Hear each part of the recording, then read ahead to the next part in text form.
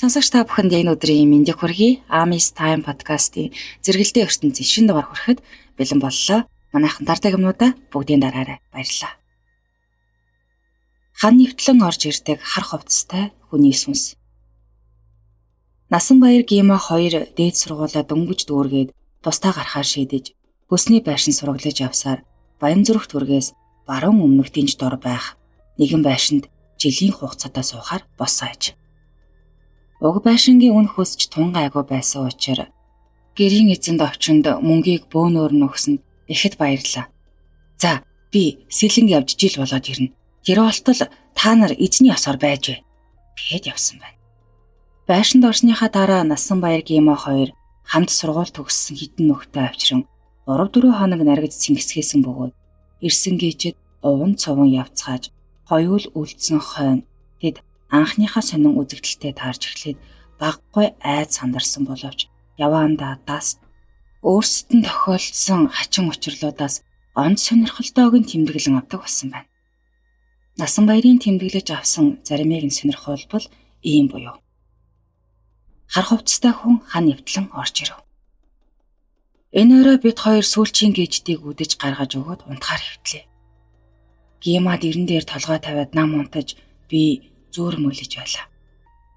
Өрөөнд гинэд утаа үнээр татах шиг болж гал хүс түлээгүй юмсан хаанаас юм утаа гардаг байна гэж би ихэд гайхлаа. Босоод эн тэнд юм шатаж байгаа юм болов тэгвэл хиншүү хэрвээс үнэртмээр юм хэмээн тасалгаан дотор явж сайтар шалгаж үзлээ. Гэхдээ сэжигтэй гэхээр юм юу ч мэдэгцсэнгүй. Гинэд нөгөө утаа үнээр сарнин арилж саруулхан боллоо. Гэрэл асаагаагүй боловч юм харагдахаар хийгээтэй байсан юм. Би гайхасхийн орондоо орон хөвтөж байтал хой талын ханьны орчимд хурц гэрэл гясхих шиг болоход гал гэсэн бодол санаанд зурсхийн усхийн босов. Хурц гэрэл ассан шигээ тэр дороо унтарч дэлгэмгэр том хар хувцастай гартаа гуйл ч юм уу хөрөл ч юм уу суур бүхий асаастай лаа барьсан өтгөн хар урт сахалтай хүний дүрс тодрон гарч ирээд хэд алхаан тасалгааны гол зогсоод хэрэгслэн залбирч бүдүүн баргил хоолоогоор ямар нэг юм дөнгөнүүл уншихад Бурхны ном уншиж байна гэдгийг нь би анзаарсан. Хар хувцас номоо уншиж дуусах бололтой баруун гарыг дээш өргөн хэсэг зогсоход төөний гүн цэнхэрнүүд тотоос тод гялалзсан харагдаж байснаа. Намайг харан энхийлэг шиг болсноо. Кино зургийн хальс солигдох мэт алга басны дараа би Гимаг сэрэхэр дуудаж чангаасан боловч хэд хоног олон хүний хоол унд бэлтгэж нойр муута байсан даач тэрөө огт сэрээгүй. Өглөө нь босон явдлын тухай хэлэхэд Гима үнэмшээгүйгээр үл барам. За чи зүүдлээ л үгүй бол мэдрэлчин муудаа биз хэмээн шоолж хөхрөөд огч тоосонгүй. Ханан дээр алтаар бичсэн бичиг тодорсон. Энэ явдлаас хойш яг 1 сарын дараа билээ. Гима компанийнхаа сарын тайлан балансыг гаргах гээд ажил ихтэй би туслалцаж байлаа л да.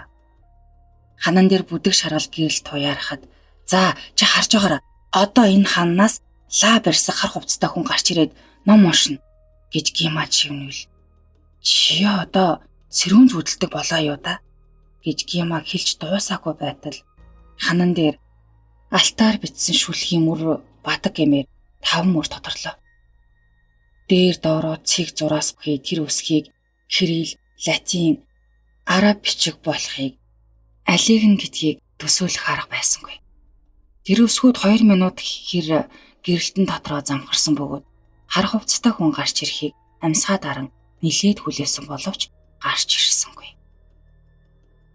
Хурмын ёслол болж байхыг хоёулаа харсан юм. Алтан шармал үсэг ханан дээр гэрэлтэн гарч ирснээс хойш бас л сарын дараа болоо да. Амралтын өдөр байсан тул бид хоёр гэртээ байж байлаа. Өдрийн 15 цагийн үед хөгжмийн их шиглийн даялгавар сонсогдож эхлэв. Бид хоёрын тааж ярьснаар баян хуур, балалайк билүү тийм нэг товшуур хөгжим уянгалж эхлэхэд эфемээр нэвтрүүлэг явж байна гэж бодсон боловч бид хоёрын хинэн ч хөгжмөө залхаагүй байсан юм. хөгжмөө залгавал зар сурталчилгаад нэвтрүүлж байсан бөгөөд нөгөө хөгжмийн аялгау түүнийг даран улам чангарахад ханан дээр дүүрс харагдчих эхлэв. Орос тосхны хуучин модон байшингийн гадаа залсан, урд вандон ширээ тойрон суусан, зогссон олон ч хүн харагдаж байна. Тэр олон хүний дунд цагаан хувцастай залуу охин хоёр нүдэнд онцгой тусгаж. Ингээд залуухаас бүгж солилцож байхад хамгийн ханнаас гарч ирэн надад харагдсан. Хар хувцастай хүн гарч ирэн тэр хоёрыг алтан загалмайгаар адиссан нь Христосын шашны лам гэдгийг илэрхий. Лам адис хүртээсний дараа хосууд үнсэлсэн урмын ёслолд оролцохсод цом хэлбэртэй том жижиг хундаг өргөнд тулгаж гэрлэж буй хосуудад баяр хүргэж дараа нь бүгд нийлэн ямар нэгэн дуу дуулж буйг нь мэдэгдэж байвч хүмүүсийн дуулах эс сонсогдсон хөгжим уянгалсаар. Тэгээд айжмаар намссаар чимээ тасрахад өргөн дэлгэцийн кино адил хан дээр тодрон байсан дүрсч бун замхраа ирлээ. Уг нь байдлыг харахад хорим өндөрлөх ягаад ч үгүй дөнгөжл эхэлж байсан баймаар. Адис хүртээгч харлам алсын замд явж буйг харсан нь. Бид хоёр гурван найзтайгаа гэртээ байж байлаа. Хэдүүлээ нарийн болгож хин хожигдсныхоо хувцсыг тайлах бооцоодоо хүзэр тоглож байсан юм. Хариг бүрээ болж байсан үе л дээ. Хонх чингэний дуурах сонсогдоход Гема бид хоёр ханан дээр ямар нэг юм гарч ирэх нь гэдгийг гадарлан энэ гуравт юу гэж хэлэх вэ гэж хоёулс юм ярилцав. Тэгээд юу л болог өөрсдийнхөө ойлгох нь бизгээд бодлоо. Алсаас нэгэн химээр жингэнэн дуугарч асан хонхны дуйртон орцоор бүр дэргэд ирэх шиг болоход ханан дээр гурвалсан морь тэрэг нугын нундуур хуваасан шаргал замаар довтлон ирж яваа. Цаана нь бусмаа дургасан намхан толгод ингэр зогсох хитэг хүн гарт аллах нь харагдав. Өндөр биетэй цагаан цусмын гурван морь толгой хайлан дүүхэлцэн жигтгэн хатрах бөгөөд түшлэгтэй суудалд лам нэгэн эмэгтэй хамт сууж ардаа тоноглож бүхэлсэн хоёр авдар давхарлаж ачаад олсоор таруулсан нь нүдэнд дотоостод. Март хэдийгээр зөөлөн хатрах мэт боловч хоромхон зур жирэлзэн өнгөрөхөд мордын хүзүүнээс зүүсэн мөнгөн хонхны жингэнэн сонсогдох уянгалагдав. Үнэл тасалтав. Аимшигт ярахлал. Гема бид хоёрыг ажилласаа дөнгөж ирээд байхад энэ үзэгдэл өрнөсөн юм. Гинэт буун дуу тасхийн олон хүн нийтгэнтэл гүйлдэг сонсогдсон ханан дээр бор тааран шинэлдээ цэргүүд нэг байшингийн үүд хаалгыг бууны бөксөөр цүм цохон орж ирэх нь харагдав. Байшинд орж ирэн гэрийн эзэд ир юм хоёрыг барьж авч хүлэн ид юмсыг нь хайр найргүй бяснуулан сүйтгэж ямар нэг юм ирэх бөгөөд гэрийн эздийг бүрмэл ташуураар хайр найргүй ороолгон занчиж бинто бууны хутхан жадаар дүрэн сийчих нь ирүүдэн байцаач буй бололтой. Ирүүдүүлэн тамлуулж буй хоёр юу ч эс дуурах бөгөөд үүнд хорссон офицер тушаал өгөхөд цэргүүд эмэгтэй хамаг хувцсыг ураад ээлжлэн бэлгийн хүчирхийлэл үлдээд эцэст нь тэр хоёрыг чирж гарган шонгийн модноос дүүжлэх хөнөөсөн бөгөөд тэр хоёрын цогцос салхины аясаар савлан байлаа.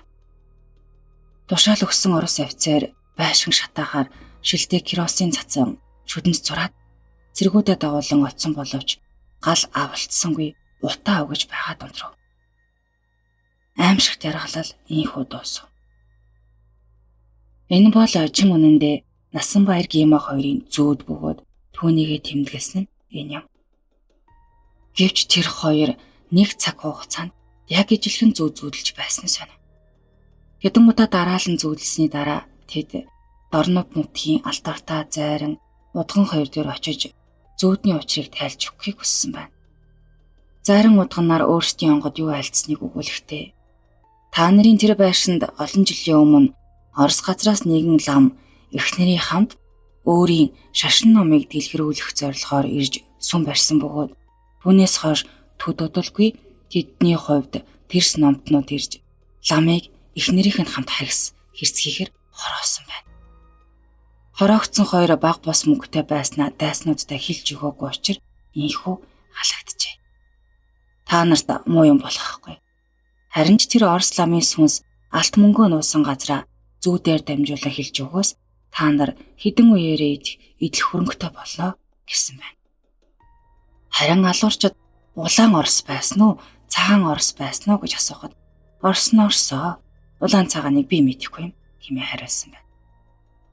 Насанбаяр Гима хоёр байр шиг хөөслөх 1 жилийн хугацаагаа дуусангууд Америкийн нэгдсэн улс руу явсан бөгөөд виз нь зайран удган хоёрын хүчээр 3 хоногт бүтэж хотын ойролцоо эдлэн газар худалдан авч амьдарч байгаа аж. Саяхан 2 ихэр хүүтэй болсон гэсэн шүү. Зяанд хүргээд өнөөдрийнхөө нэвтрүүлгийг өндөрлөе. Дараагийнхаа дугаараар иргэн баярт харуулцгаая. Түр баяртай.